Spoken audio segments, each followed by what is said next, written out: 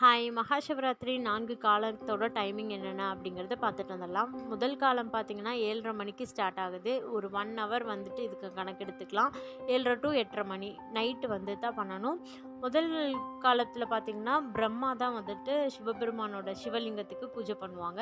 அந்த பூஜை பண்ணும்போது நம்ம பால் அபிஷேகம் பண்ணி வழிபாடு செய்கிறது ரொம்பவே நல்லது. அதே மாதிரி நெய்வேத்தியமாக பார்த்தீங்க அப்படின்னா சக்கரை பொங்கல் வச்சு வழிபாடு செய்யலாம்.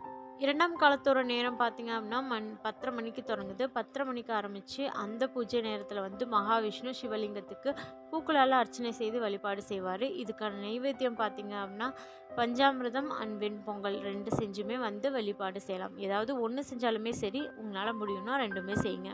3ஆம் காலம் தான் இருக்கிறதுலே முக்கியமான காலம். இரவு 12 மணிக்கு ஆரம்பிக்கிற இந்த காலத்தில் வந்தீங்கன்னா பார்வதி தேவியார் சிவலிங்கத்துக்கு பூஜை பண்ணி வழிபாடு செய்த ஒரு அதிவிசேஷமான ஒரு 3ஆம் கால பூஜை.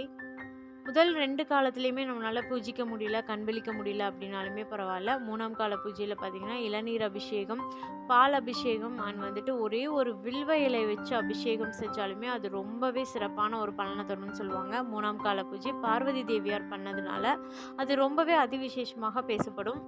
4ஆம் கால பூஜை பார்த்தீங்கன்னா காலையில் 4:30 மணிக்கு ஸ்டார்ட் ஆகுது. பிரம்ம முகூர்த்த பூஜைக்குள்ளாரியே வந்துட்டு பார்த்திங்கன்னா எல்லா பூஜையுமே நம்மளுக்கு நிறைவு பெற்றும். 4ஆம் கால பூஜை பார்த்திங்க அப்படின்னா தேவர்கள் அண்ட் ரிஷிகள் வந்துட்டு சிவபெருமானுக்கு வழிபாடு செய்து வழிபடுவாங்க.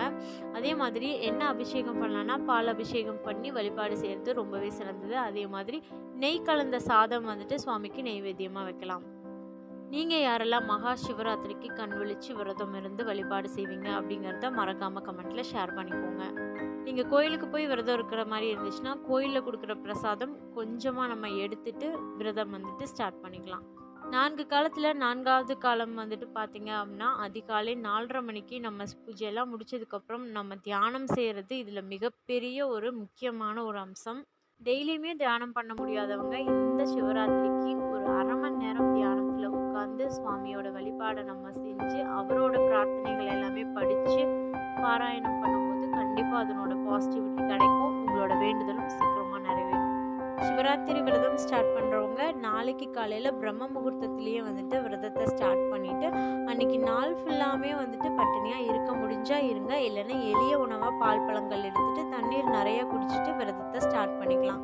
26ஆம் தேதி நைட்டு 4 கால பூஜையும் வந்துட்டு செய்யும்போது நமக்கு கண்டிப்பாக தூக்கங்கிறது வரவே வராது. இடையில நம்ம குக்கிங் டைமும் இருக்கும், அதே மாதிரி சுவாமிக்கான பதிகங்கள் படிக்கிறதுக்கும் டைம் இருக்கும். கண்டிப்பாக இந்த சிவராத்திரி எல்லாத்துக்குமே வந்துட்டு நல்ல ஒரு சிவராத்திரியாக அமைஞ்சு அவங்களோட பிரார்த்தனைகள் வந்துட்டு கண்டிப்பாக நிறைவேறணும் அப்படின்னு சொல்லி நான்